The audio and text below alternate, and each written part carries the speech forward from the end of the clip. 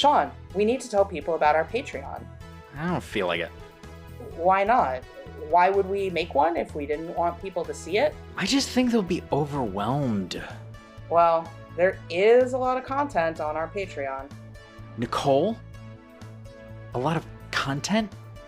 We have behind-the-scenes materials, early access to our short films, music videos, and podcasts, updates on current and future projects, video production and social media management training materials, a serialized sci-fi novel, personal writings, access to our award-winning films, small talk and meme, and other exclusive subscriber content. That's not even to mention all the other ideas we have. Okay, maybe it is a lot. And it all starts at just $2 a month.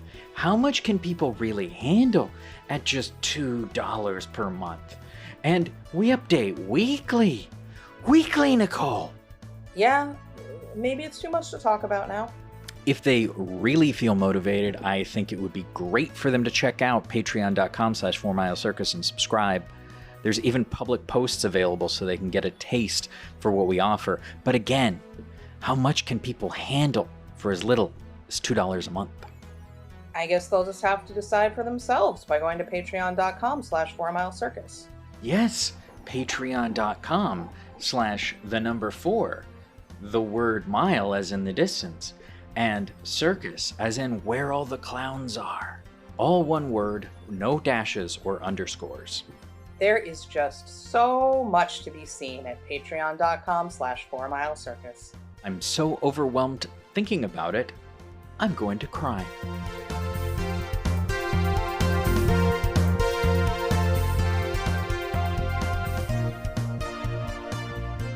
I mean, what do you think? You think they stand a chance? Well, you're on their side, aren't you? Who are you betting on,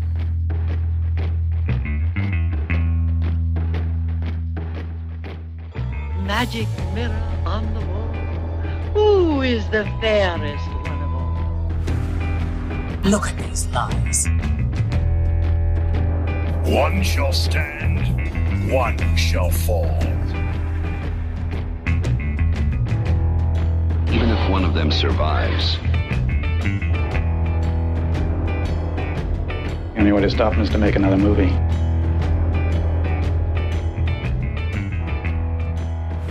Welcome to the Celluloid Mirror, a film discussion podcast presented by 4 Mile Circus, a media services company based in Brooklyn, New York. On each episode of the Celluloid Mirror, we pair two very different films to see what they reflect about each other and the audience watching. I am one of your hosts, Sean Mannion. And I am another one of your hosts, Nicole Solomon. And today we have a guest to join us. We have Christina Rea joining us via Zoom. Christina Rea is a New York City-based writer-director and founder of Congested Cat Productions. She focuses on socially conscious narrative projects, primarily in the horror and comedy genres. Her work, consisting of over a dozen short films, web series, and 2 feature films, has screened at film festivals around the world with coverage on press outlets such as IndieWire and BuzzFeed. Through a desire to support other filmmakers, she teaches workshops on crowdfunding and creative distribution methods, empowering creators to build their audience and get their work made and seen. Find more about Christina and her work at ChristinaRea.com and CongestedCat.com. Hello, Christina. Welcome to... Hello, Christina.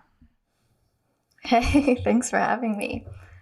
I would have sent a shorter bio if I knew you were going to read it all like that. What? It's good. It's good. Because if we do decide it's too long, like through the magic of audio editing, we can just cut it out. So it's Christina Rea is a film festival from BuzzFeed through a desire. ChristinaRea.com. Perfect. For today's episode, we have a double feature of Babe and the Texas Chain Saw Massacre. First, we'll give a quick synopsis of each film and outline the primary connections we see between them, and we'll discuss the initial critical response to each, followed by more recent reassessments and analysis. So let's start with those quick synopses of each film. So the Texas Chain Saw Massacre is a touching film about a family and reconnecting with their long-lost neighbors. No, it's about a group of teens, as many horror films that were to come after are. It's about a group of teens driving into rural Texas in their van. They run across a unusual hitchhiker as they are passing a slaughterhouse, a meatpacking plant. And this unusual encounter with the former employee of the meatpacking plant sets us up for what is to come later in the film, where they find their sort of grandparents' home, a vacation home for two of our teen characters, Sally and Franklin. And Franklin, wheelchair-bound Franklin, which ends up being sort of an element of the sort of raising the stakes as it goes. After they go back to this home of their grandparents, it's pretty much abandoned. It's run down. A couple of them go exploring, where they run across the Hewitt family.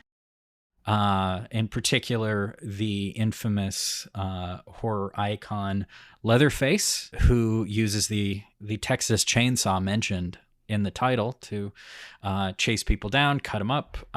Most of the teens find themselves dying in a variety of gruesome ways. Gruesome, although we don't actually see that much actually on screen. There's a lot that plays just off screen or sort of in the distance. Leaving one of the teens, Sally, who is sort of seen afterwards with this film as sort of a prototypical final girl.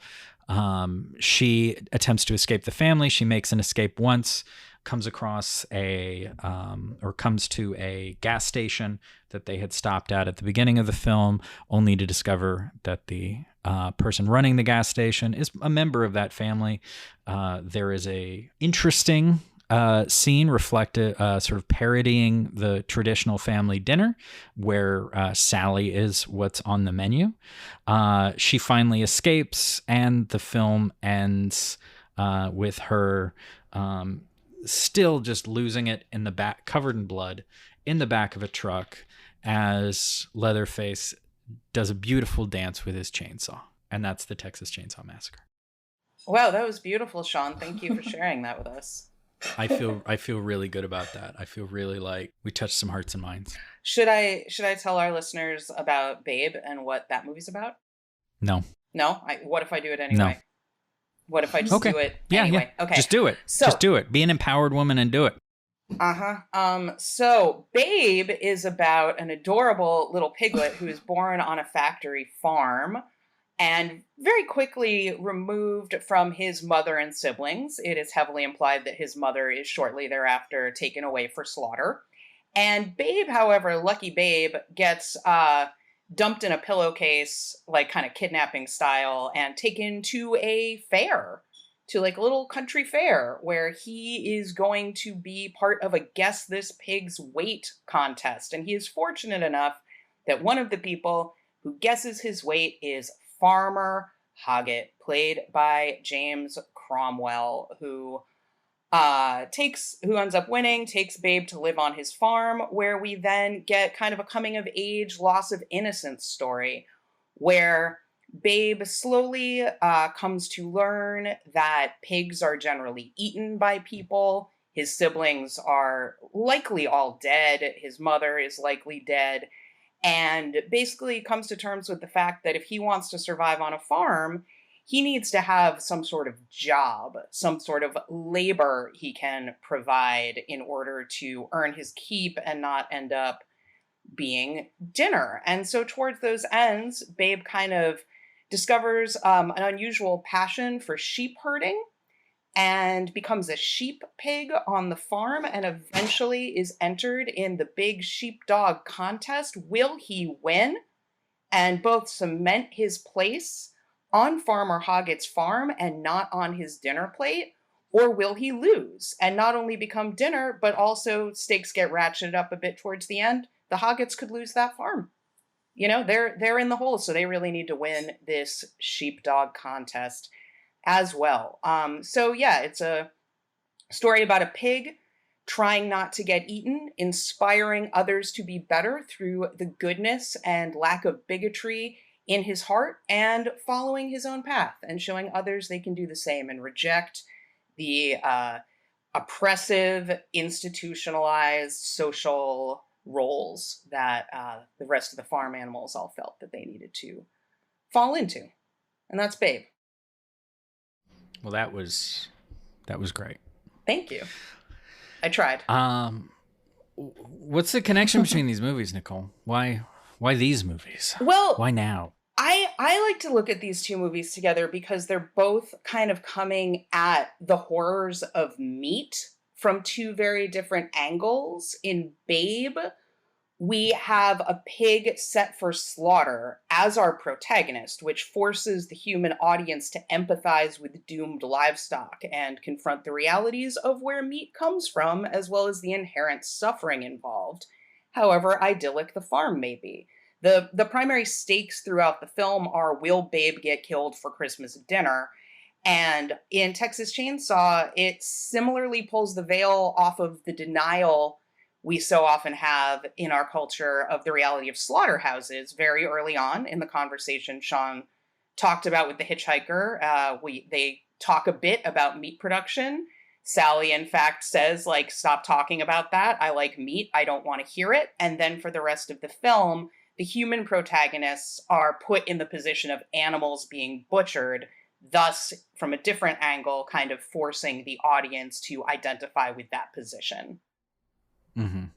So it's, you know. They're practically the same movie. I mean, Franklin is Ma and Sally is Babe. I mean, it's just right there. I think that Tobe Hooper, if he was still alive, would have a good case against the makers of Babe. Right. Or not at all. But while we think about that, and before we get into what our own opinions about the both of the movies, what our own opinions about both of the movies were, let's take a short ad break. And when we come back, we're going to talk with Christina Rhea about these films, how we feel about these films, and then dive into a little bit deeper about meat and all that stuff.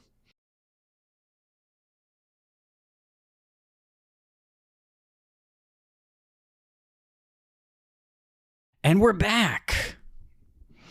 What an exciting advertisement. I really want that thing.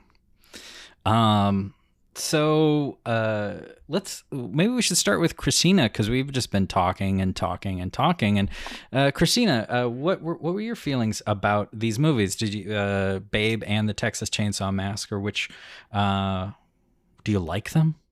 Yeah, I watched both again last week in preparation for this. I hadn't seen Babe since I was a kid, and it came out when I was 6. I don't remember loving it, but I do remember watching it a couple times. And it's interesting thinking about the subtext, because at the time I don't think I thought very much about it, but it's probably a reason why I became a vegetarian as a kid. And so that's maybe something to talk about, because it's not like a conscious thing, but it would make sense. The timing would make sense for when I did become a vegetarian. Texas Chainsaw Massacre is something I saw in late middle school, I think, and I had to kind of track it down. And I remember the reason why I wanted to watch it is because I remember reading that it was like one of the goriest, bloodiest movies of all time. And then I watched it and it really wasn't. But it was, I mean, I loved like slasher movies at that time in my life. I definitely wasn't thinking so deeply about it. Rewatching it though, I was like, wow, this is really, really in your face. I felt about the subtext. And I loved that, you know, especially the sound design, which maybe we'll talk about. But for me, I remember reading something after I had watched it, and I don't remember where I read it, but it called the film a commentary on how technology took jobs away that was like the commentary of the film. It didn't mention anything about vegetarian or veganism. And I thought that was interesting because it was maybe like my first introduction to horror as commentary in general, and that it could be like a way to explore an issue or just a shift in culture or just anything about society. And so for that reason, for a while, I was like, I love this movie because it's like a deeper horror movie. And yeah, so I enjoyed rewatching both of them. I found I had way more anxiety watching Babe than Texas Chain Saw Massacre, because just like the impending doom through the whole thing was like real. Yeah. Yeah, a lot of what you said resonates with me as well, Christina. I like these movies. I like both these movies a lot. I've seen Texas Chain Saw Massacre a number of times throughout the years. I think the first time I saw it was probably in college, actually. I didn't see it when I was kind of younger and first getting into horror movies and stuff. I just didn't get around to it till I was a little older. And I think I was mostly struck by just how Tobe Hooper really leans into the low budgetness of it all to create a kind of anything can happen kind of feeling, which is part of what makes it scary. I think the meat subtext missed me the first time I saw it, and it was only later that I began to think about that and also began to read here and there. It's become like more and more a part of the discourse around that film, I think, in part because Tobe Hooper himself has said, this is a film about meat. Like, he has confirmed that is not people just bringing their own agendas to things. That's baked into the subject. Babe is funny because I'm a little older than you, Christina. I was not 6 when it came out, but I was in high school. And I actually didn't like Babe when it first came out, mostly just because I was a teenager and I was a hater. That's the most I could say. I remember being like, that movie's fat phobic, and it's arguably a little fat phobic, but in such a subtler way than most stuff even at the time. So when I rewatched it, I was expecting to like get kind of pissed off about that, but and I'm not going to excuse it and say it's not there. There's basically like one point where Farmer Hoggett's wife is like talking to Babe about how like, oh, you're going to be such a fat pig, and like the way it's shot and everything is obviously inviting the audience to be like, you're the fat pig, lady, which, but then her character gets like complicated in Babe 2, Pig in the City, which is also an excellent film, but amazing movie. But I digress. Point being, I rewatched Babe a few months ago, and then I rewatched it again about a week ago in prep for this, and now I think it's one of my favorite movies. Like, I love Babe. I think it's an excellent film, like, technically, thematically. The performances are great. Editing is great. Everything about it, like, I could make a couple little complaints, like I just said, but overall, I think, like, everything's firing on 4 cylinders. It really does what it's trying to do. And the content about animal exploitation, I think, is really well handled and a lot better than I gave it credit for as a teenage vegetarian. I was already vegetarian when I saw Babe. But yeah, and I have a lot to say about this film and why I think it works so well. But yeah, I like both films a lot. I have kind of like the opposite like history with these films as both of you, in that I saw Babe when it came out, and I saw it many times back in the late 90s because I have younger siblings and they were the target audience. And I think at least my sister was pretty into it at the time. And in general, I think my family was just like, this is a good movie. Or, yeah, let's watch Babe. It's on. Or we had the videotape. I don't remember what it is, but I know I'd seen it probably 2 or 3 times back then. And then I've watched it a few times since. My wife really likes it. Jess really likes it. And I've enjoyed the movie for a long time. And Texas Chain Saw, on the other hand, I watched for the first time when I was 16 or 17. I don't remember exactly how old I was, but I was writing for the local newspaper, and for Halloween I pitched him on this thing where I would watch horror movies for 24 hours straight, and I would basically just write up about all the movies that I watched. And Texas Chainsaw, which I was watching for the first time then, was in there, and it was somewhere in the middle. And I did not appreciate it at the time. I was just like, what is this? There were things that I appreciated like broadly about it, but like watching it at the time didn't work for me. And then I don't think I actually watched the original again until watching it for this episode about 2 weeks ago. 3 weeks ago? What is time?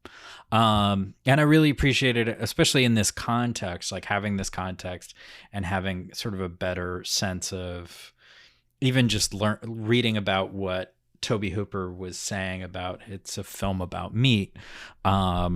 So I gained more of an appreciation for it now, and just sort of the way that it's made.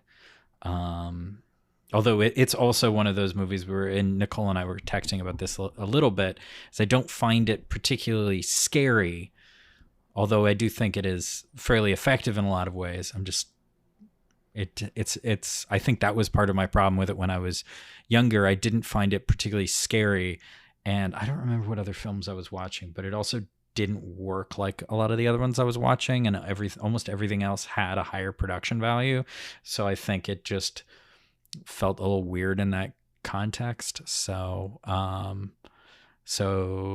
yeah, that's how I've felt about those movies. Longer relationship to Babe, and a new appreciation now for the Texas Chain Saw Massacre. It is a weird movie. I'll say that. It's a weird movie. It wasn't what I expected the first time I saw it. It's not like A Nightmare on Elm Street or Friday the 13th. It's not that kind of 80s slasher that I had ingested more of. It's so much more like raw, weird, early 70s exploitation-y type situation. Yeah, it doesn't have the formula to build off of, and I think I was expecting the formula. I think that's part of the problem, is I was expecting the formula, but a lot of the formula comes from that movie. Yeah. So I was just like, oh, what's this? I think that's what makes it actually scarier for me, is the disorientation from the lack of that clear-cut formula, cookie-cutter template that so many slashers have. It made it kind of feel more raw in some way. So that's what we thought about these movies, but I think critics had opinions about these movies too. I think. I believe they did. Would you like to discuss the reactions to Babe? Sure. I mean, Babe, the critical response, and I remember this from the time, was overwhelmingly positive. It's right now 97% fresh on Rotten Tomatoes, which I will say, when you're talking about movies from the past, that only means so much, right? Because they're not tracking all the reviews that came out at the time. They're tracking like the Rotten Tomatoes approved critics that have stuff online now. So sometimes with older films, Rotten Tomato scores can be misleading, but with Babe, that feels about right. Like, I was very much a movie nerd at the time it came out, followed a lot of critics, and I remember it getting like almost universal acclaim. Ebert is often a good barometer of kind of what, thankfully we have decades of his criticism, and so we can kind of see what Ebert said about a number of films from the past, and that gives you a little bit of an idea of like the general critic response. Sometimes he's an outlier on films, but he's often pretty much right on the pulse of what the mainstream of criticism was saying. And he gave Babe 3 stars, which is almost a little low compared to a lot of the acclaim it got. But he said that Babe is a movie made with charm and wit, and unlike some family movies, it does not condescend, not for a second. And instead of the usual contrived melodrama of most kids' pictures, this one develops a story that depends on the character and upbringing of the animals involved. It knows things and teaches lessons, and it is so well made that adults will find it entertaining too, maybe more so than some kids, because they'll see the invention that went into it, which is definitely true. I definitely appreciate a lot of the creativity and technical elements of Babe now. However, People magazine had a dissenting opinion of Babe that I thought was interesting. They thought the film got boring because the animals' faces weren't expressive enough. They in fact said that like that is a problem in general with following animal protagonists because they are not expressive the way people are, and thus it gets boring. And a quote from that is, "The plot, the pig must struggle against stereotype to be allowed to go shepherding with the dogs, provides a worthy lesson for kids, but it plays out like George Orwell's Animal Farm as retold by Barney. Kinda weird." Yeah, this is a weird one to read, especially I think, and we texted about this a little bit, or I put a note in somewhere, I don't remember. That thing about the animal faces not being expressive enough seems to be really, really central to how people interpret animals' faces seems to have a lot to do with how people react to Babe in general. Like if they can't see reactions on the faces, if they can't like absorb that, then they just are like, I don't know. But like those animals are not expressive. Like even the animatronic ones are very expressive. Yeah, I mean, I think this ties into like some deeper issues about how people relate to animals and what we interpret as being expressive or not, and our ability to see how animals are expressing themselves, albeit maybe not in an identical way to how people express themselves. Some people maybe have difficulty with animal characters if they haven't been incredibly anthropomorphized. So they're basically just people in the shape of an animal, or the shape of something maybe that looks like a person with a pig's head, as many cartoons look that people don't have trouble following. You know, they're very humanized.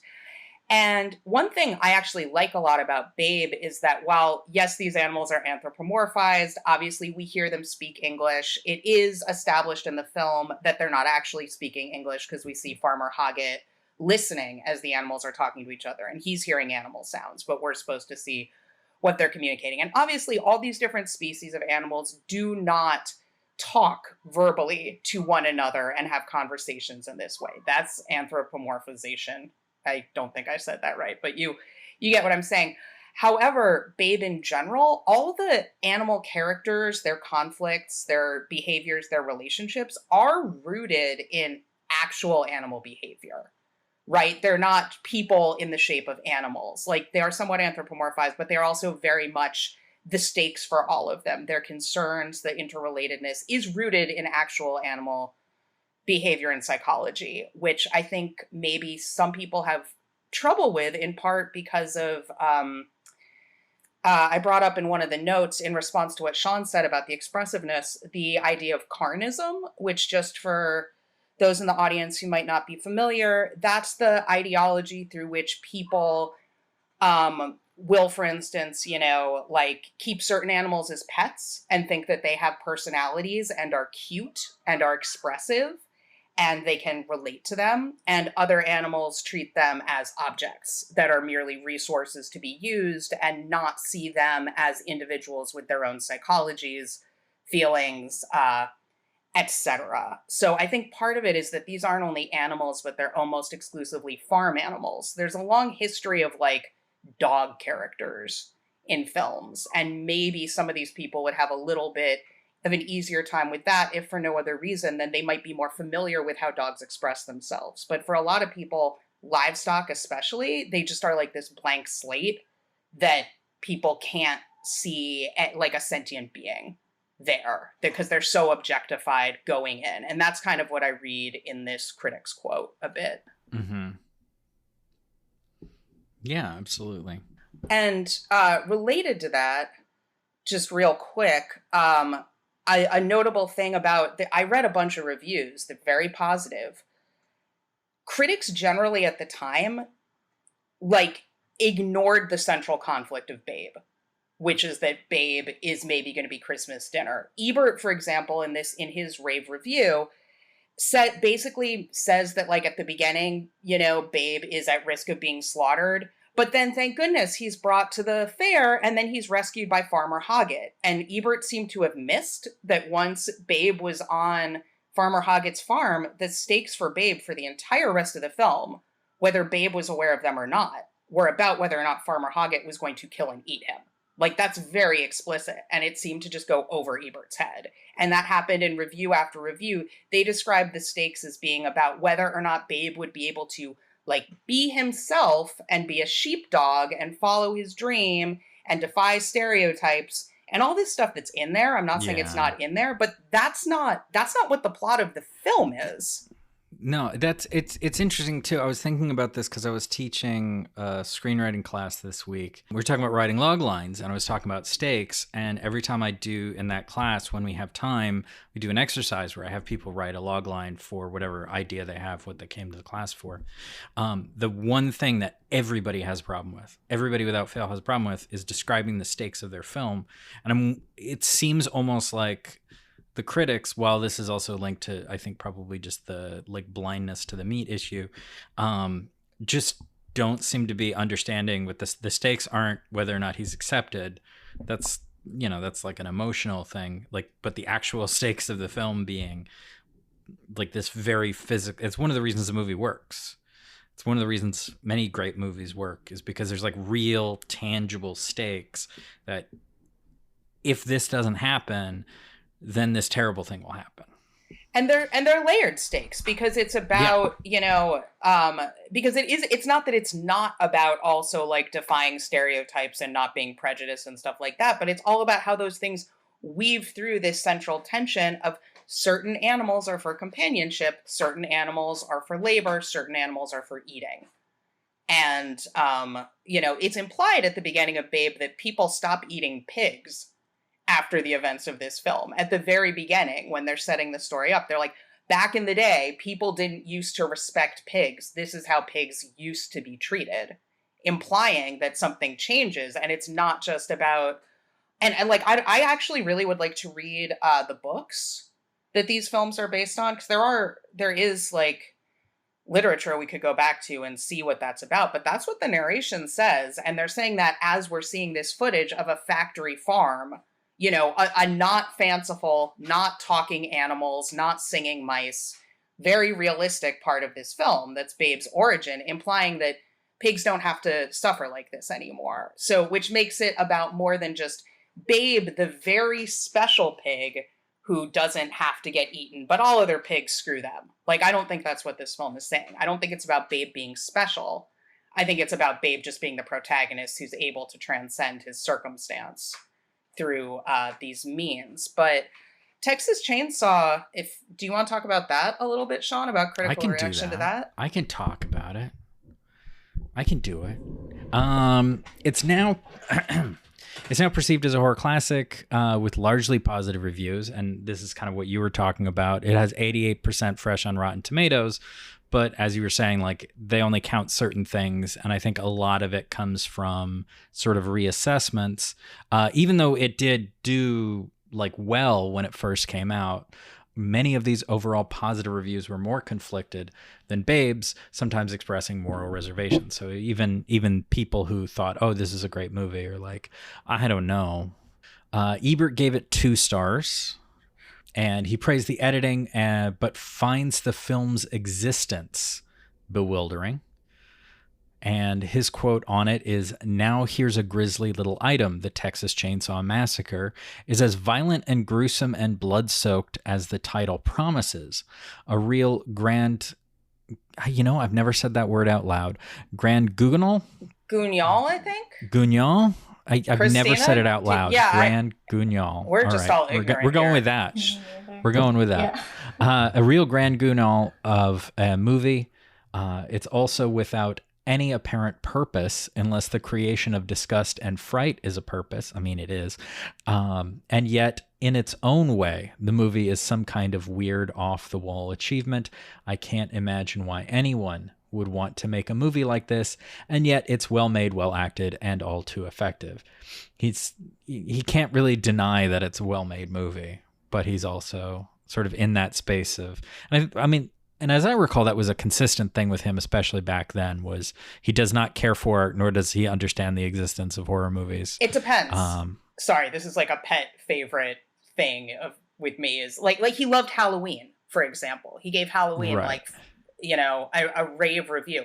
hated Halloween 2. He had a lot of moral judgments to place on a lot of slasher films, but he would occasionally have one that he'd be like, this one is good. This one is not morally compromised the way these other ones are. So it was a little bit of a mixed bag, but it definitely a recurring thing with him, of him being very judgmental towards horror, often in ways that angered me.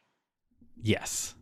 And then the Cincinnati Enquirer had an interesting sort of take on it, in that it also thought it was effective, but potentially damaging, specifically to young girls, because the reviewer thought, oh no, this film might make young girls think that men are dangerous. The quote from this one is, Tobe Hooper's directing is masterful, but the content of this soul-tearing production, as it may affect the emotional development of the young, especially girls who are taught to be wary, and rightly so, can only add up to a lifelong impression of what males may do that could be most unfortunate. Too often in the psychohistory of a child, the bizarre is taken to be immediately possible. May God have mercy on any child who takes the story depicted in this film in such a way. I mean, you shouldn't really bring children to the movie. I thought we had editors for newspapers in the 70s. Yeah, it's also kind of a mess as far as... It's like some of the worst, just most tortured writing I've read. Like, that sentence is really long and confusing. I had to read this excerpt through about 3 times to be like, oh, okay, this is exactly what he's trying to say. Look, Nicole, young girls, they need to be concerned, rightly so, about what men might do, but like, they shouldn't be that concerned. Like, they shouldn't be worried that they're going to be cut up into pieces. It's not like one of the bases for this movie is a person who went around chopping people up. And cutting off their skin. And cutting off their skin and wearing it. It's not like that's what it's based on. Specifically women, as I recall. Specifically women. Not that I'm a major Ed Gein aficionado, but that's my impression. Yeah, I think that's a really weird review, because he's like, I mean, they should be concerned, but I don't want them to be concerned. But this is alarming. Yeah, it's this. He's like, look, I think that they should be concerned, but I also, I'm not saying I'm planning to cut up women and potentially wear their skin. I just don't want their awareness that I might decide to do that interfere with my ability to do that. So did Donald B. Berrigan or any of these other critics talk about meat in their reviews, or animal agriculture? They did not so much, insofar as our own research found, really very little in the contemporary reviews talks about that, despite the fact that since then, Tobe Hooper's had been very upfront about when people asked him what the movie is about, he would say, it's a movie about meat. So at the time, there wasn't much, but now people have reassessed both these movies, and what have they said about Babe? I mean, I feel like more people picked up on the kind of vegetarian themes in Babe upon its initial release than Texas Chain Saw, but it still, as we discussed, was not really discussed in reviews very much, and the reviewers in fact seem to kind of have blinders on of sorts about those themes. But since then, it's certainly been discussed a lot, and I think is generally kind of accepted to be at least a part of what this film is about. And there's a lot of more kind of academic research, in fact, on like what will be called the Babe effect, or Babe vegetarians, which are people perhaps much like our guest Christina, who became vegetarian in part, vegetarian or vegan, in part because of seeing this film.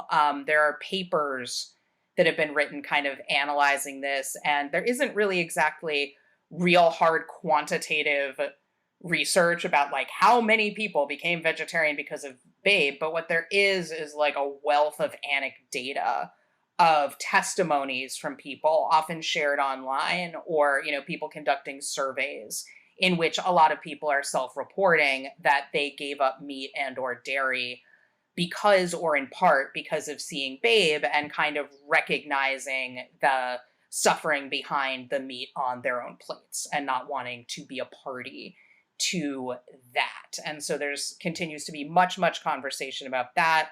Certainly organizations involved in like animal rights, animal welfare, animal exploitation, etc., continue to point to Babe as probably one of like the top 5 films that address these kinds of themes, along with like Okja, for example, and documentaries like Blackfish.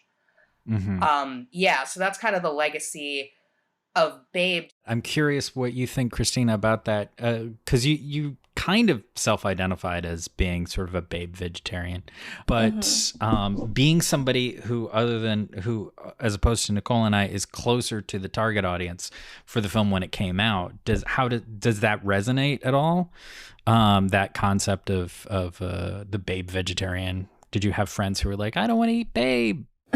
Yeah, so I don't remember having friends who felt that way, but I remember being around 6, 7, when I was telling my mom I wanted to stop eating meat. I didn't like eating animals. And I don't remember it being specifically to a pig. I just remember it being all like farm animals. And I don't really remember Babe being like the moment that I realized it, but I do remember loving movies of that sort, like any movie about animals that most kids, right? But I especially loved them, and just remember making like arguments with my mom at that age where it was like, I want to stop eating it. But it's also hard to say that it came solely from Babe, because also like my mom is West Indian, and like vegetarianism is not a foreign idea in Indian culture. It's like pretty common. And so like fasting for certain holidays was already part of my world. You don't eat meat when you go to temple, like those kinds of things were already in my worldview. But this, I feel like, definitely would have reinforced it subconsciously, at least. But I don't really remember anyone mentioning it, or anyone. I was like sort of the odd one out when it came to being a vegetarian as a kid, because I was one by the time I started middle school, and people were like, why aren't you eating a turkey sandwich for lunch, stuff like that. So it wasn't very common, even in my like being the perfect age of when that would have affected us. But that's my memory. It may be different for different people. Sure. But that's also a really good point that you bring up, is that there is a significant cultural difference between sort of a traditional American or Australian, as an Australian movie, audience, and somebody who's got that connection to Indian culture, where it is just a thing. These people are vegetarians and these people are not vegetarians, and it's all fine. Right. With Texas Chainsaw, though, the meat themes have been really widely discussed since the film initially came out. There's we have quite a lot of quotes about it. So there's a long article on, sort of long article on Slate that's reassessing the film based on some discussions that they encountered. And one of the quotes from it that was sort of drew our attention, was interesting, is, as we learn early on, the movie's killers, the murderous Sawyer family, used to run a slaughterhouse, and the means they used to slaughter their victims are the same as those used to slaughter cattle. They knock them over the head with sledgehammers, hang them on meat hooks, and stuff them into freezers.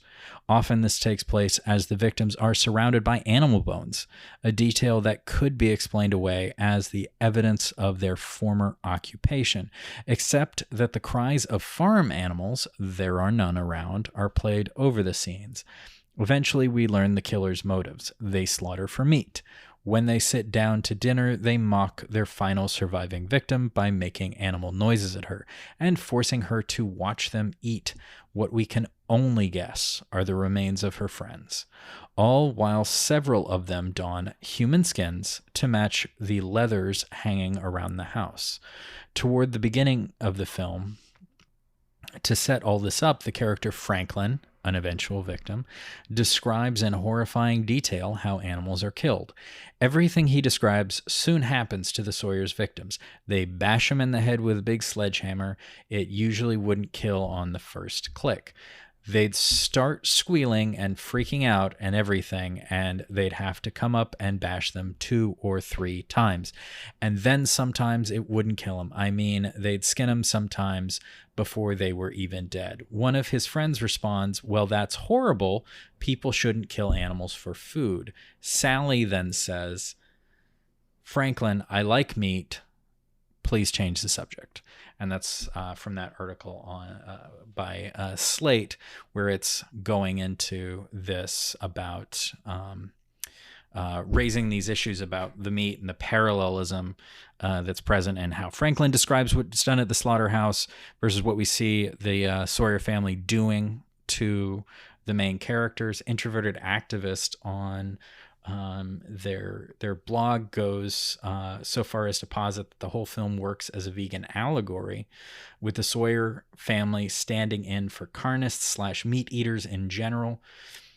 Quote, "It represents how carnists or non-vegans and carnist society and culture are viewed by vegans, and the carnists, the cannibalistic family in the movie, have absolutely no knowledge of how we see them.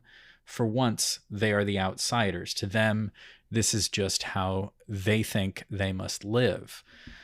It's there's quite a lot. I won't go into all of it, but I do want to kind of connect it back to what we talked about earlier, and that issue that critics have with connecting to the expressiveness of the animals, connecting to that. And I think that there was an interesting quote in a piece called "The Demythologizing of the Texas Chain Saw Massacre" by Jeff Jeske, where he's talking about how another theorist, Tanya Modleski, referred to Leatherface in the film. And this particular piece, "The Demythologizing," was comparing the Marcus Nispel remake from 2003 to the 1974 film. And in particular, it was comparing the depiction of Leatherface and the humanization or lack thereof. And what Jeff Jeske was, the quote from Jeff Jeske's piece is, "Tanya Modleski suggests that when characters such as Leatherface remain undeveloped, quote, narcissistic identification of the part of the audience becomes increasingly difficult. In the remake, greater character development increases the chance of such identification, altering the traditional dynamic of myth in which the audience identifies primarily with the protagonist." So he's talking about the difference between the remake, which has a lot more backstory for Leatherface, if only suggested, versus the original film, which really doesn't. And I think there's something interesting there to connect back to the way that people connect to the expressiveness of animals or not, and the likely, I assume, conscious choice to make Leatherface the primary killer, and obviously going to be sort of a focal point in the movie because it's the one wielding the chainsaw, really doesn't have anything identifying or personal about them. It becomes very sort of a shadow figure in that sort of mythology terminology. Without much, the hitchhiker has some history. The guy who cooks and runs the gas station, you get a little bit, but Leatherface himself kind of denies this audience identification with him, which I think sort of serves the movie, helping to keep the audience identification with the protagonist and Sally, which seems to play into the intent of the film being about meat and being about making sure that the audience is feeling that sort of sense of of how animals are treated in these situations and keeping them in like, no, this is sort of a dark thing that's coming to get you, but not necessarily a person, and just the victims are people, really. Or not a person you can identify with at least. I'm wondering, I haven't seen the remake since shortly after it came out. Christina, have you seen it? Do you? No, you haven't. No, same. Only. Yeah, I mean, because Leatherface, like, the most we can relate to him is maybe because he gets bullied so much. Everybody else in the family, you know, kind of treats him as a punching bag. Yeah. He's in many respects, and this is an interesting thing to get into, kind of the most feminized member of the family, and also the one who isn't he identified as the cook in the credits? I believe so. Yes. Yeah, and which is interesting. But yeah, it's not a Friday the 13th sequel, right? Where you've got a bunch of obnoxious teens and you're kind of rooting for Jason to kill them. Even though, because, you know, we know about Jason's sad backstory and, you know, he lost his mom and all that business. But I think Leatherface, at least in the initial one, it may change a bit in the sequels, he's not a character who's easy to relate to. I mean, they work so hard to make Leatherface be other, right? And like not relatable, the boogeyman, the thing that's gonna get not those obnoxious teens over there that you're excited to see slaughtered. Yeah. Even though these teens are pretty obnoxious, it's not like you're necessarily like, oh, I want to hang out with these people. You don't, but you still, they're more relatably human than the pure killers who aren't even like particularly cool. Like Leatherface isn't cool. Yeah.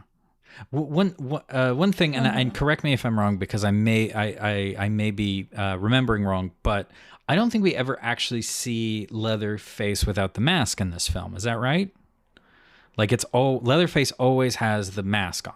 I believe so. Different masks. So we're sort of different masks, but we're denied the real face of Leatherface, which is one of the differences between the original film and the remake. At one point, he takes a mask off. It's mostly in silhouette, but he's like, there's like this whole backstory in the remake where he had like a skin condition as a kid and he's like missing a chunk of his nose and he was teased a lot as a kid. And so they kind of create a little bit of sympathy for him in that, which is sort of built into that particular article and how it's talking about, that I was referencing, how it's talking about like what the differences are. So I think it's like very conscious of like removing all of that from Leatherface, removing that humanity to a certain degree, so that we're definitely not supposed to identify with him. I feel like what you're talking about here, Sean, kind of relates to a lot of the stuff both about Babe and the Texas Chain Saw Massacre. Logically, because we're talking about films here, has to do with what we see and how, right? What is being shown to us, what is not, in a way that kind of parallels animal agriculture in general, right? We don't have the massive animal agriculture industry we have. I'm going to keep it to the United States because that's what I'm most familiar with, especially in terms of laws and things like that. But we have a massive animal agriculture industry in the United States. And there's a lot of legislation and things that go into making sure that people do not see how the sausage actually gets made, right? That people, like, there are, so-called ag-gag laws that prevent whistleblowers and journalists and activists from showing people what actually goes on in slaughterhouses and factory farms, not just for the animals, but also for the people working there, for the surrounding communities that tend to suffer intense environmental damage and health issues related to that and whatnot. And so you've kind of got this interesting thing going on of not wanting to show that, right? Like when Sally says, Franklin, stop talking about it. I like my meat. I don't want the veil pulled off. I don't want to see. And these films both pull the veil off in various ways. And Texas Chainsaw, to your point, Sean, about kind of forcing the viewer to identify with the characters who are being put in the place of the livestock and not allowing us to identify with the killers.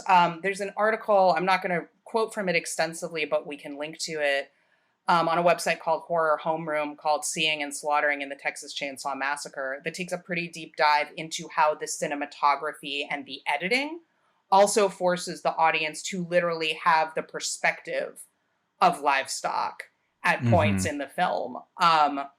Where, you know, that paired with the sound design that Christina mentioned earlier, and I'd love to maybe hear her talk a little bit more about that was referenced about when we hear like the sounds of livestock, when we're seeing murder victims and there are no animals around. Like, it's very, this perspective engineering that's being done in that film is like pretty sophisticated and intentional. And it's kind of amazing that, I mean, well, like, of course critics weren't talking about it when it first came out, right? Because critics don't take these kinds of movies seriously enough to look for subtext, right? Mm-hmm. Yeah. I loved that choice. But the thing, I guess, that I was most surprised by rewatching it is that people just didn't see it. Because the thing, as like a filmmaker myself, I often wrestle with, like, am I being too subtle? And often I am being too subtle, you know, because especially watching this where I don't think they're being subtle. And yet it went over everyone's head, you know, it's for the most part, especially at the time and even now. That was just really interesting to watch because it is there. It's in the sound design. It's in the beginning, you know, the shot. It's literally the like opening dialogue is telling you what this movie is about. And then there are very specific shots that show you animals, which I did not remember until I rewatched it. There's actual footage of the animals in the slaughterhouse at the beginning when they're driving by. It's just it's so in your face. And yet it's not what people talk about, at least when they first watched it. But I love the sound design, and I just think that that's such an effective choice that does make you, like, it doesn't allow you to forget what it's trying to say in that moment. Because I think it's interesting is it is asking you to identify with the people that are being slaughtered and not the killers, the slaughterhouse workers. But I also wonder, like, if you eat meat, right, or if you just generally support the meat industry, to some degree you should see yourself in the killers, right, in order to like bridge that, to be sort of confronted with it. And I don't really know where I'm going with this, but so what you're kind of saying there, just to kind of like go down that line there, is that perhaps one thing that might be less effective about the film is the narrative distance between the audience and the Sawyer family. Yeah. Because people like me, who does eat meat, and can read all these articles and be like, still eating meat. I don't see myself in that. Like I see how academically it can be there, and I definitely see like the parody of the family dinner there. But I think, it's very difficult to identify with them.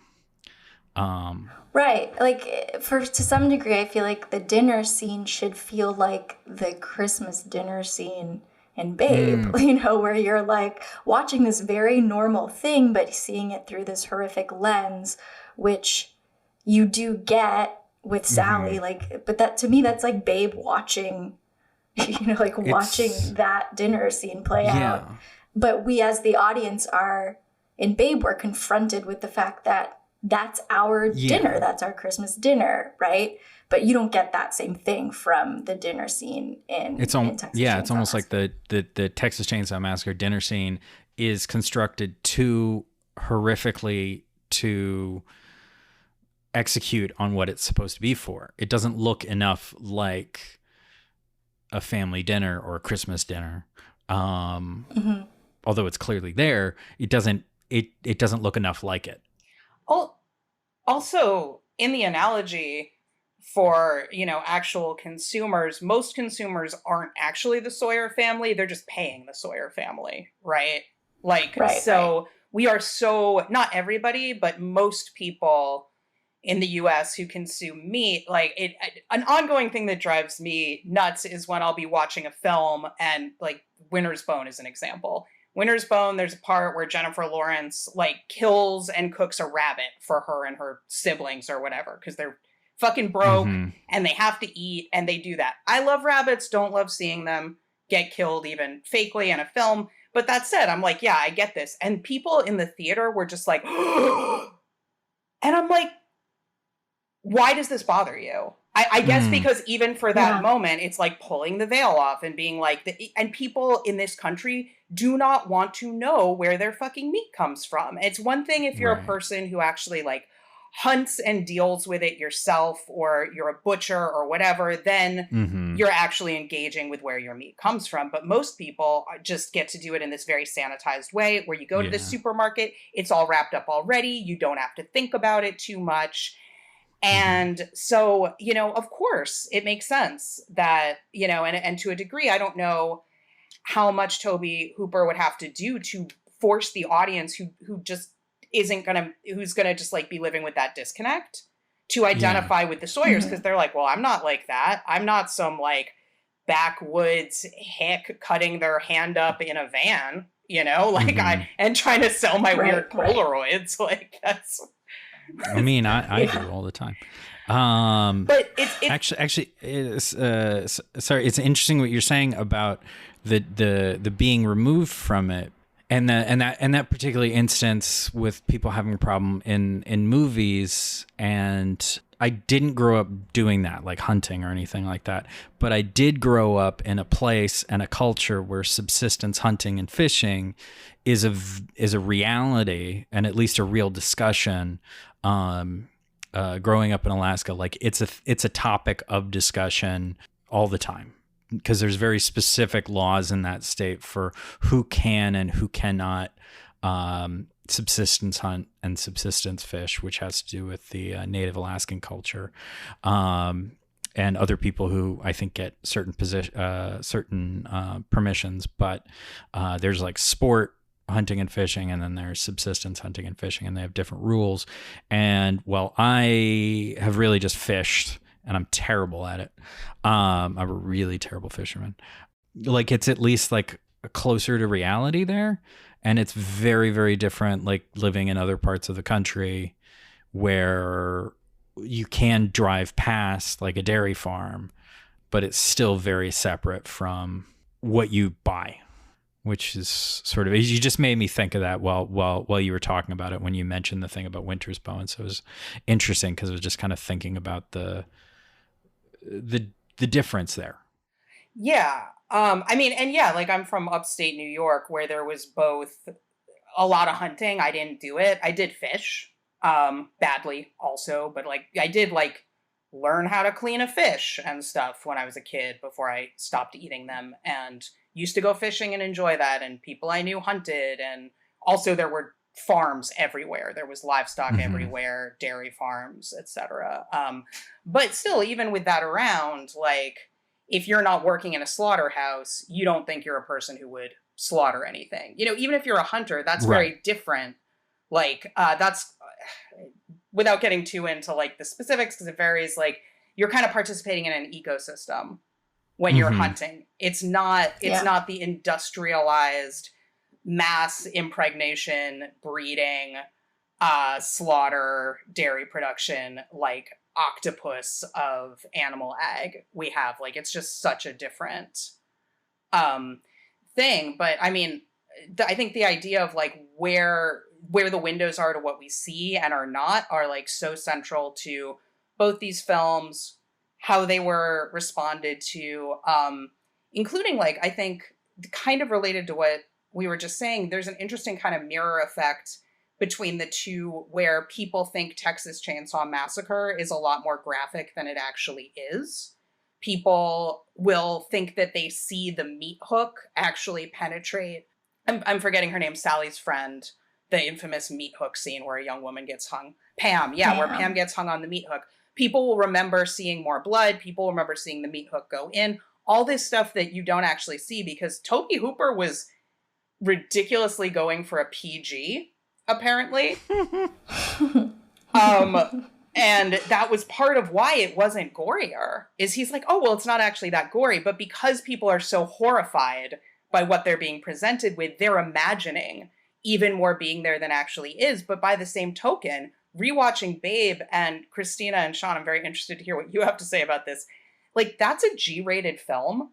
And when I was rewatching it the last 2 times, I was like, there were points where before I even knew we were doing this episode, I thought of Texas Chain Saw Massacre. When Babe goes into the like little slaughter shack on Hoggett's farm and is looking at the meat hooks and the cleavers and everything, innocently not understanding what they're for. And I believe Ferdinand the Duck is like, yeah, let's get out of here.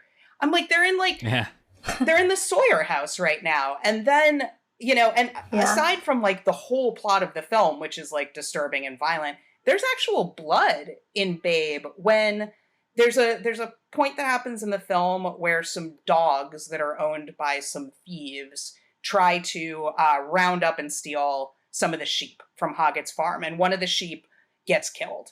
And it's a crucial plot point because it appears that possibly Babe is the one who killed this sheep, even though he was trying to help. He did not hurt the sheep at all. But the sheep dies. Like, she's like lying there dying, bloody, with blood on her. Babe gets her blood on his nose, trying to help her. And then we cut to her corpse in the back of a truck. And the camera like pushes in and her tongue is like hanging out and lolling. And it looks like something out of the Texas Chain Saw Massacre, except with an animal instead of a human victim. And I'm like, I'm not saying that Babe should be R or anything, but I'm like, this isn't PG because there's actual blood. Like, I mean, Disney films have like phenomenally disturbing content, right? All sorts of children's G-rated films actually thematically, I think, are like often like, wow, that's a lot for G, but they don't usually have like blood and maiming and corpses with their tongues sticking out, which we have in Babe. And even though they're animals, these are our characters. This is who we're following, with the exception of Hoggett and his wife, you know. And so the fact, though, that the MPAA saw that and was like, you know, oh, gee, literally, you know, great fun for the whole family, adorable, be yourself. And I'm like, this is like, it's an animal movie. It's for kids. Give it to the kids. They don't actually pay attention to what's in the movie. They're like, who's the director? What's the content in the movie? How much are they paying us to give it the rating they want? Whereas, like, Texas Chainsaw, Tobe Hooper kept having to make cuts and stuff to not get an X. Even though there wasn't... Like, my understanding is, right, Texas Chainsaw was originally given an X, and they had to appeal it and, like, make some cuts. And Tobe Hooper was like, how much do I need to cut to get a PG? And he was told the entire film. I think, I think there were some stories about that. There were some interesting stories we found in a retrospective article about the film that had to do with Texas Chainsaw, this is a little tangent, but how Texas Chainsaw was funded and then how they had to fund post-production and how that ties into The Mob, the same one that made a bunch of money off of Deep Throat and stuff like that. But it didn't say anything specific about the X-rated side of it, just that he was calling the MPAA on a regular basis and and positing, like, if I have a scene that's like this and I cut it like this, will that work? And they just kind of wouldn't really answer his question or would say, yeah, you can't have that at all. So, it's a interesting backstory for the post-production for that film. So I'm curious about a couple of things that I'd be interested in Christina's take on. The Slate article that we've discussed a few times, talking about Texas Chainsaw, posits that perhaps it's more effective to put a pro-vegetarian message in a grisly little item like Texas Chainsaw because it's the last place people are going to look for it. So you're not just preaching to the converted. And it's so, visceral that you might actually get through to people. But I'm wondering, based on our conversation so far, like, I think vegetarians and vegans are very interested in, who like horror at least, in Texas Chainsaw, but has there been a Texas Chainsaw effect the way there's been some sort of Babe effect, or is that something that's absolutely not going to happen aside from the people who worked on the movie? Because I do want to point out that Tobe Hooper did become vegetarian while working on this film, and claims at least that Guillermo del Toro became vegetarian after watching it, who is the only person I've heard of who went vegetarian because of TCM. But I'm wondering, like, do we see that happening with other people, or is it more something that you're only going to pick up on if you're already primed to be looking for it? Yeah, I mean, the fact that it went over everyone's head, right? Like, that says that it wasn't. I think the problem with horror movies, at least before, things are changing, but people weren't looking very deeply into them. Like, what is this trying to say? And so people who are going to them are not necessarily even. It's hard because I think I do agree with the idea that putting a message in a movie that you're not expecting it from could have more of an effect, because then it isn't just people who already agree with it going to see it. But in the case of an older horror movie like this, and especially like a low budget one where the assumption was that it's just like violence for violence and just, meant to disturb you, I don't think people were looking for a deeper message to be affected by. I think maybe if it were made today and made a little bit differently in a kind of like, post Get Out world where people are looking at horror movies as commentary and as deeper messages, maybe it could have that effect. Or, if paired with like discussion, if there's, if it's not just people watching the movie by themselves. But part of what I love about this pairing is what the two films, like exactly what the whole point of this podcast is, what the two films reveal about one another and what we get from putting them together and discussing them as a pair. And I mean, I would love to actually someday, when such things happen again, program a double feature of this and have a discussion about it. Tobe Hooper is no longer with us, but like have a panel discussion with some of the people involved in making these films to talk about it. I would love to hear, I would have loved to have heard what Tobe Hooper had to say about it. I definitely would love to hear what George Miller has to say about this with Babe, what James Cromwell has to say about this with Babe.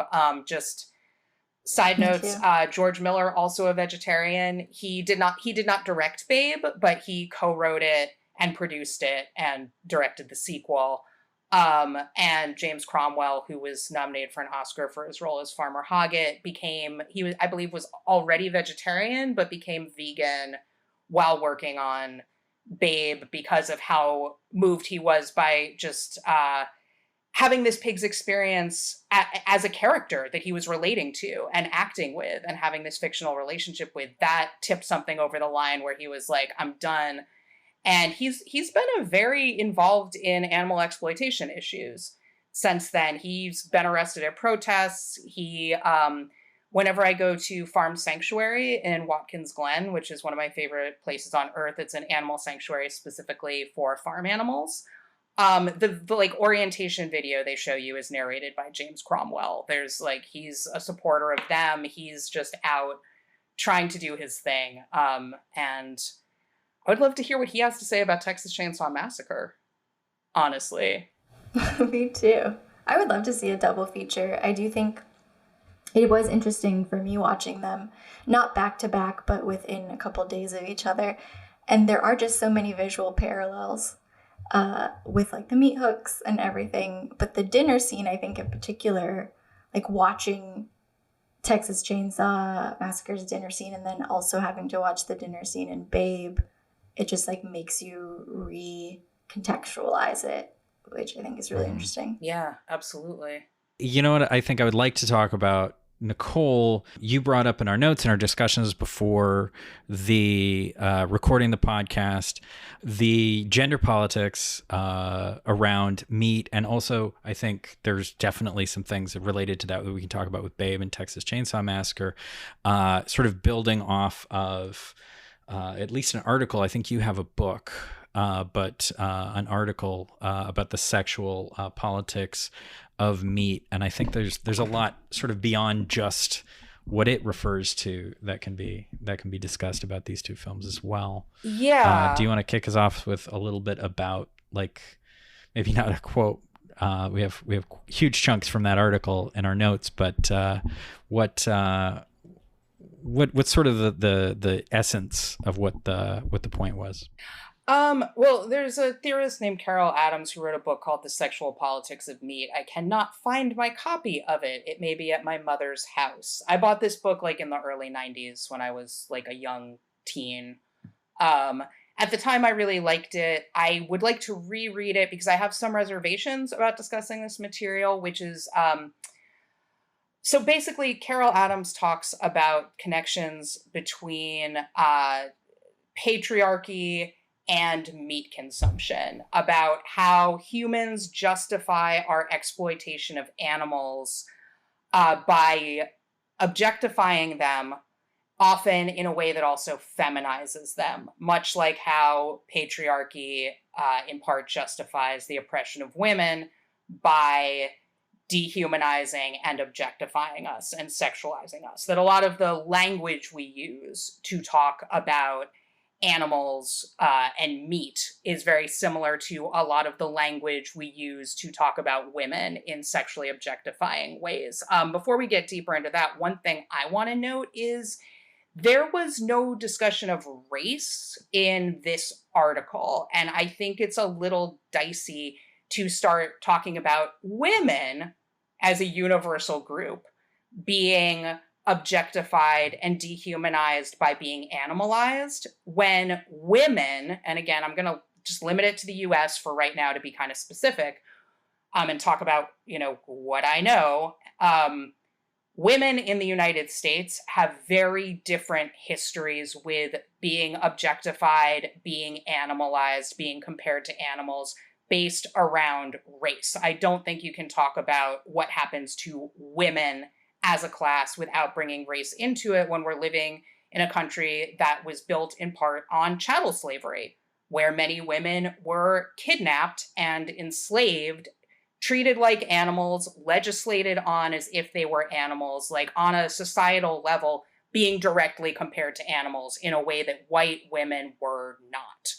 Yeah, so while I think Carol Adams' work is useful, and I think looking at how we kind of sexualize animals in talking about like meat and things like that, as well as how we kind of like compare women to animals in terms of sexually objectifying them, and how we so often, when we dehumanize women while not sexualizing them in a like sexy, I want to have sex with her way, but in a like, I'm going to dismiss you way. Like this article opens up by talking about a lot of the messaging at a Trump rally and how there was a lot of very sexist messaging about Hillary Clinton and various other women that the people at that rally did not like, that was repeatedly comparing them to meat and animals in different ways. I think that's notable. I think that's very important to talk about, but I don't think you can really talk about animals and humans and women without bringing race into it very explicitly. So on that so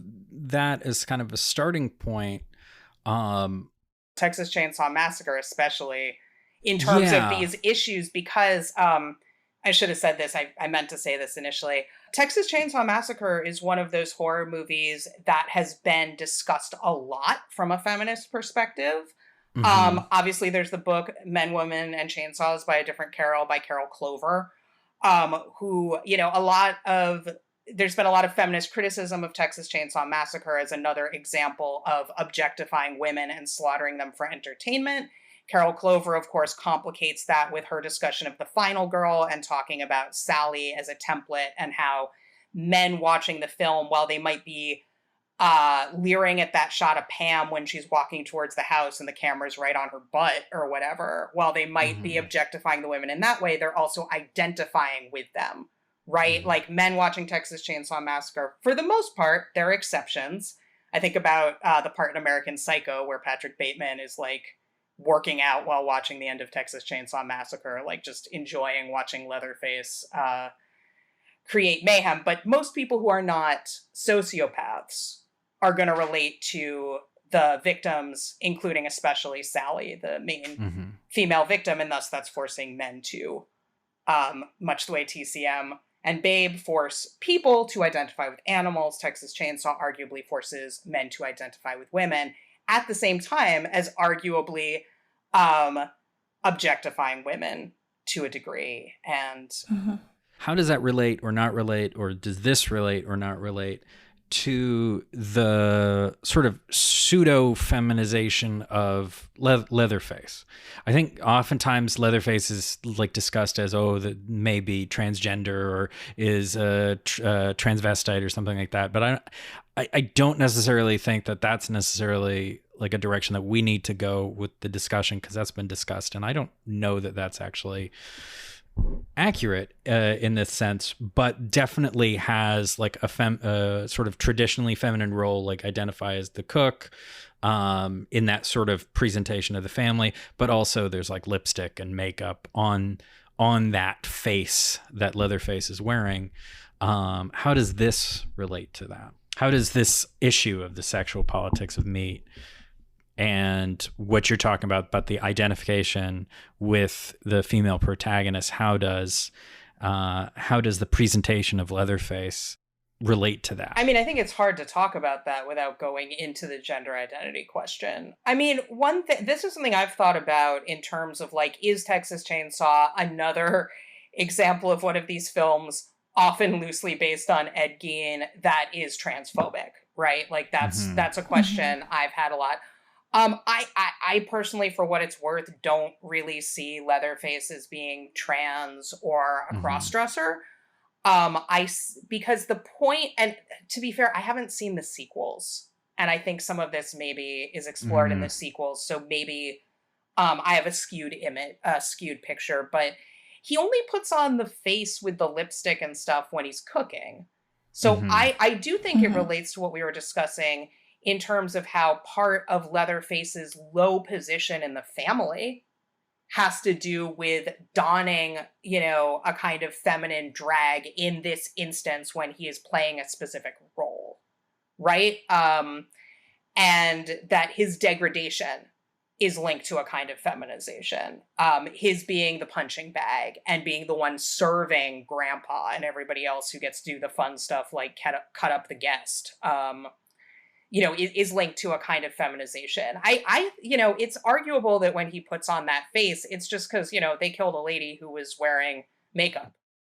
And so like, oh, well, this is my cooking face that I wear. Because it's not like he's always wearing makeup or always wearing any kind of like feminine coded accessories, we could say. And I think that does really fit into sort of that depersonalization that kind of happens. So does he kind of slip through this porous line and become somewhat more animal-like through his feminization?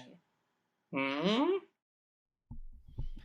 then how does the fact that he's played to be mentally disabled factor into that? Yeah, that's a big question about the whole film now, isn't it? Yeah. In terms of... Yeah, I want to say I like the Texas Chainsaw Massacre a lot. That is not to say that I will defend everything about the Texas Chainsaw Massacre, inclusive of one thing we were discussing, maybe talking about on this show, which is how in a film that's in part about animal exploitation, they sure exploited the heck out of their cast and crew to get that film made, including in ways that I will not defend, although I think the results are very effective. The actress who played Sally actually got cut up and stuff. Not okay. Not okay to have a dude actually cutting and sucking on your fingers. Not okay to make everyone wear the same clothes for 1,000,000 years so everyone smells bad and actually is really mad at each other and creating just a hostile, psychologically abusive environment. Did With Babe, this topic also made me think about what you were mentioning about Mrs. Hoggett and how she's depicted when she talks about Babe being a fat little pig. And do you think that either of you, do you think that may be related to this? Yeah, I mean, I think it's at least kind of low-key sexist. And it bothered me at the time when I saw it. I thought it was fatphobic and sexist, that it was like this, in the way, like, I mean, it's not that men don't get called fat pigs too, but there's this certain sort of misogynistic zeal that goes into degrading women by giving them animal titles of different sorts. And I feel like that's a little bit of what was going on there in about the gentlest kind of way possible. I don't really see it as a problem throughout the film with the treatment of her character, but I do see it as an issue in this one scene. It's somewhat ameliorated for me by the fact that she goes on to be the main human character in the sequel, where I don't think she's really treated sexistly or fatphobically particularly. So like, I'm going to cut a little slack, but in that moment, yeah, I think that is an example of degrading a woman by directly comparing her to an animal in a way that is gendered. I don't know, Christina, if you have another take. No, I agree. I agree. And there's an analogous exploitation issue in the production of Babe as well, which is that, well, this is a film that I think we all agree takes a strong and somewhat effective stand against animal exploitation. It is true that it took, I don't have my note here, but I think it was 48 different live pigs, to say nothing of all the other animals. Right, yeah. And I have not, and to be clear, I have not heard any reports of animal mistreatment on the set of Babe, animal injuries, things like that. But there is a question about whether it is ethical at all to shoot animals on film and how to do it. And actually, I was interested in talking to you about this, Christina, since you have shot a film with, if you want to talk about that and maybe how that relates to the ethical issues in Babe, and any thoughts you had on that process when you were working on About a Donkey, is what I have in mind, at least. Yeah. About Although a donkey. feline fables. Sometimes also my cats. Yeah. I mean, About a Donkey has a donkey in it. And that was something I definitely wrestled with when we decided to make it, because I do know, animals can't consent, right? Like, they can't fully consent to anything, and so I think similarly wanted to like put a message out into the world about like rescuing donkeys, and that they can be pets that you care for, because they are slaughtered, less commonly for meat, but they are slaughtered for meat. And also just as like animals as being therapeutic just by their presence. And like, that was something I really wanted to get behind. But also the idea of having an animal on set and wanting to make sure that I wasn't essentially like saying one thing about how I feel animals should be treated and then doing the opposite with my film. It was hard to figure out how I was going to balance that. And part of it was finding a donkey from a sanctuary and involving the sanctuary in being on set and all of that. And so, like, I guess shout them out, Donkey Park Sanctuary, upstate New York in Ulster. They have a Facebook page, Little Brays of Sunshine. That's where we got our donkey. And the other thing was like making sure that they didn't have to do anything a donkey wouldn't normally do. It was just like getting footage of the donkey grazing, and occasionally there was like walking from here to there, but it was just like, you get a treat if you walk over there, and then not like just trying to be as ethical as possible in how they were housed and treated and everything. And so that was my experience, but I also don't think that I would do it again, like ever, because it was hard to even like grapple with the fact that we had to like bring them in and out of the carrier one day to get them to a different location. And it's like, they didn't want to go in the carrier that day. They wanted to just like hang out on the grass. And I felt bad about that. And so those are things that are my takeaway from that experience. However, it's a very different thing than like a Hollywood set where they have just like so many people around, so much chaos, and animals that like you don't know how they're being treated. And there's probably not, it's about money more than it is about like making sure you're doing right by anyone, because that I know to be the experience as like a human on those sets, right? So animals are even lower on the totem pole there. And so I will say that like I love that movies now are for the most part not using real animals at all. And I know that Babe was like a shift in the technology to make that possible. But I have to imagine that with as many animals they had on set, that, you know, there were probably some things that we don't hear about. Yeah, because so the American Humane Association is the organization that monitors sets and gives you that seal at the end that says no animals were harmed in the making of this film. And to be clear, just because a film says no animals were harmed does not mean no animals were harmed. There are films that have that seal on them where animals were killed on the set. You know, I'm not saying it's all the same. I'm not saying maybe everybody on the set of Babe, every animal had a wonderful time. You know, like pigs are social animals. Maybe they were all treated amazingly well and it was just like party time and all good. But yeah, Christina, I have to concur with you. I am glad, even though usually I'm on the side of like more practical effects, like less digital. I'm really glad that we can make convincing digital animals now so that we can sidestep this issue for the most part. And yeah, like Babe won the Oscar for Best Special Effects. It was nominated for a lot of Oscars. It was nominated for like all the major Oscars, basically. But it didn't win them. But it did win digital effects for its like at the time super groundbreaking animating the mouths, right? Which it still looks good. It still looks good. And yeah, like that. It was a thing I was thinking about being like, oh, it's interesting though that they had to use so many live animals, arguably exploiting them to make this film. But by the same token, the technology that was developed for this film is a part of why that no longer needs to be done, which is an interesting little wrinkle in this, I think. Yeah, I think also because they were livestock, like animals that are used largely for meat and dairy, I just like question then, like what happened to those like 48 pigs or however many pigs after, you know, are there enough, you know, production needs to keep those alive, or were they just like slaughtered essentially shortly or were they after, sent to a sanctuary or something, which sometimes yeah, I haven't found anything about what happened to those pigs.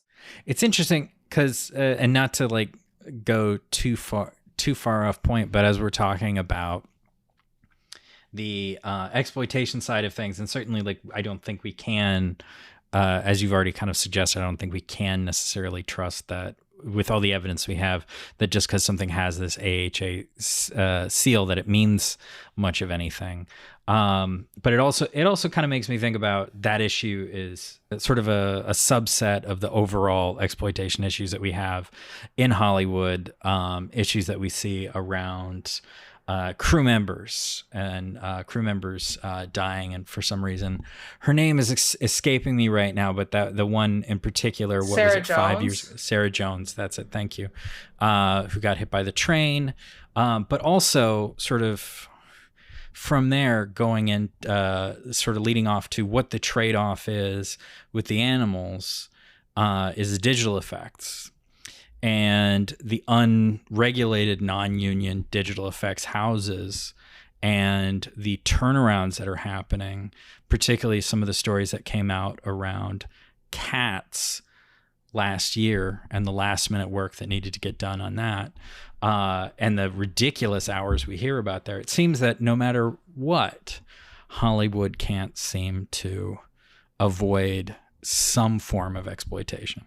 It's almost like capitalism is an exploitative economic system.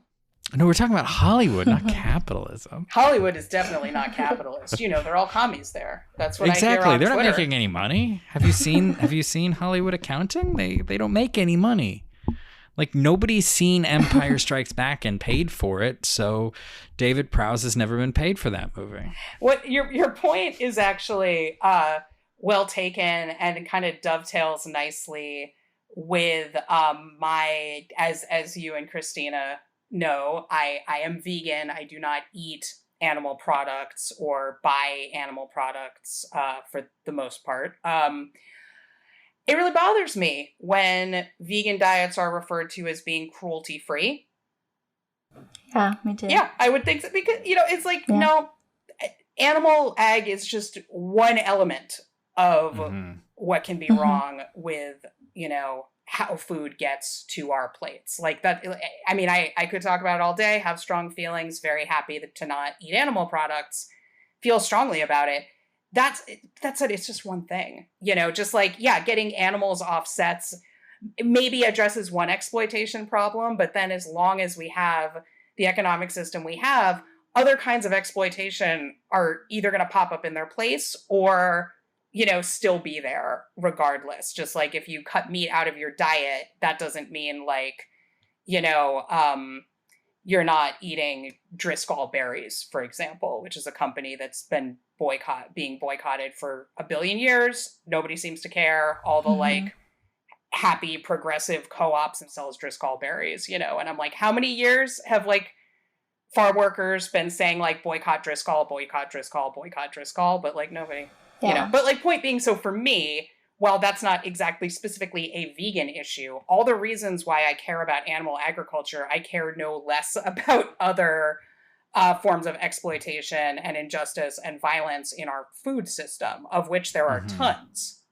I mean, there's even the recent example with the pandemic, with the quarantine, of them just dumping food because they couldn't sell it to restaurants. They just dumped food related to the fact that they still have to keep producing the food because of the systems and also because of their subsidies. It's almost like the supply chain we have isn't actually as efficient as it could be. But I mean, it can't be, because I've been told that we have the most efficient system and that we need market-driven solutions. And yeah, exactly. The market will decide that we all get exploited. I suppose we should wrap up.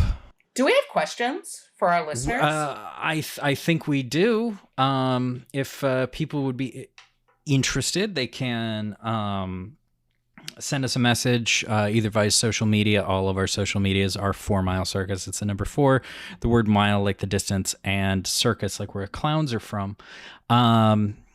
And they can send us a message on social media. They can email us, info@4milecircus.com, or they can go to anchor.fm/the Celluloid Mirror, and they can leave us a little voice message, and we can play that on a future episode with their answers to these questions or their thoughts on these. One question has to do with what we were just talking about. Does Texas Chain Saw Massacre disrupt or reinforce the sexual politics of meat, as discussed by Carol Adams? So just like, what do people think about that topic that we just covered? Do they agree? Do they disagree with what we were talking about? Also, are women objectified differently than men in Texas Chain Saw Massacre? And what impact does that have, do we think, on messaging? We touched on that just a little bit.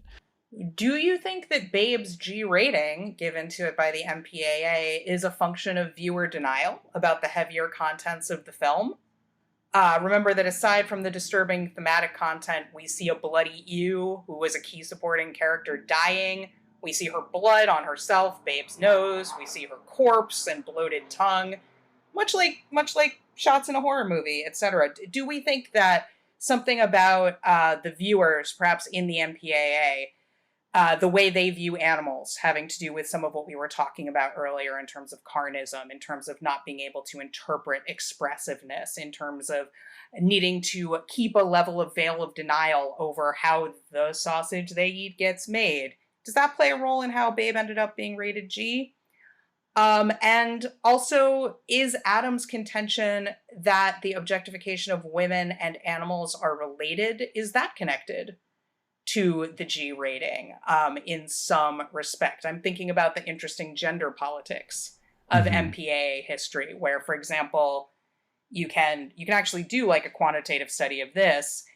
If a man gets sexually assaulted, that's going to be considered like a much more serious, heavy adult content than if a woman gets sexually assaulted. And conversely, as we all know in terms of how the MPAA treats sex, male sexual pleasure is not seen as being as graphic as female sexual pleasure. If someone goes down on a guy, at least as long as it's a woman, not a big deal. If a man goes down on a woman, though, that's going to be an NC-17. And if it's, women and women together or men and men together or anybody else involved at all and it's a sex scene, then, you're probably looking at an NC-17. So does that have something to do? Is Babe somehow like the inverse of that?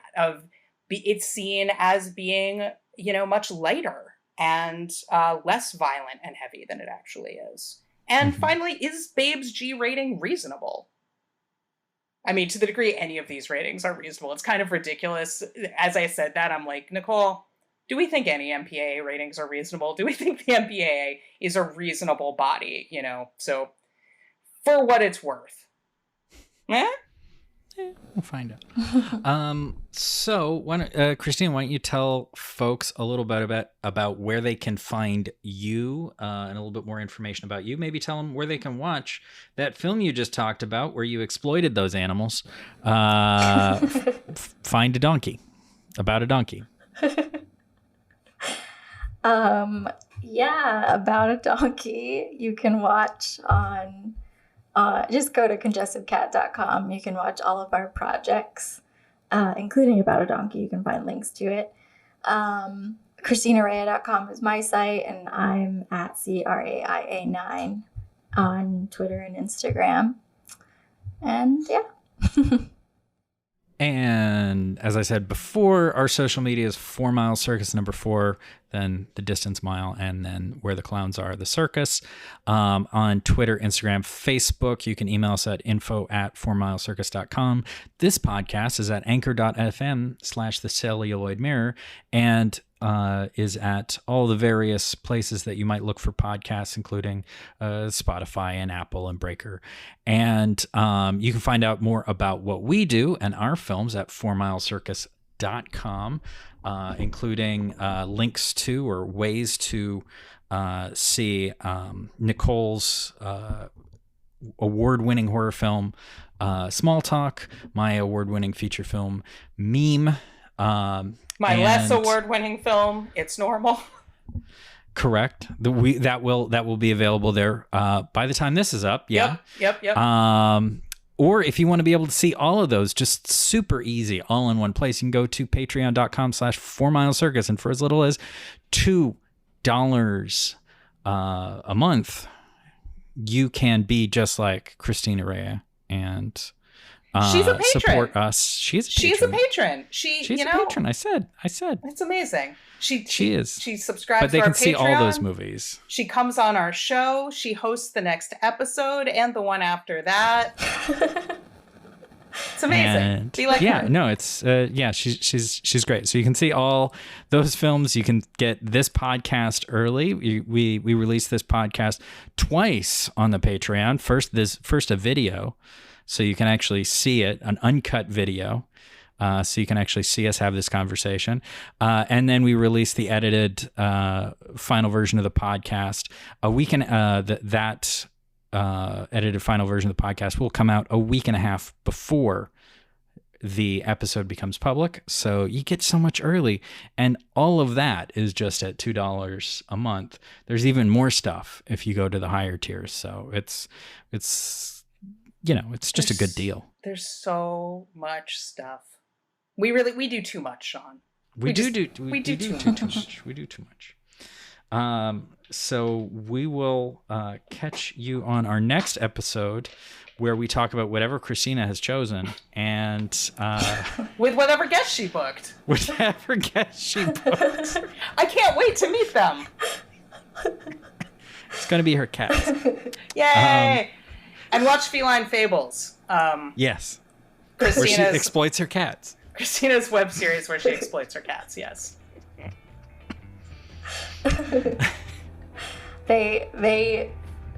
I'm just capturing candid moments of them. That's really what Feline Fables So you're saying it's voyeurism. So you're saying it's lies. Voyeuristic lies. Ugh, criminal. Well, I'm disgusted. As am I. I think we should just stop now. Yeah. I can't go on anymore. Goodbye, everybody. Bye. Bye.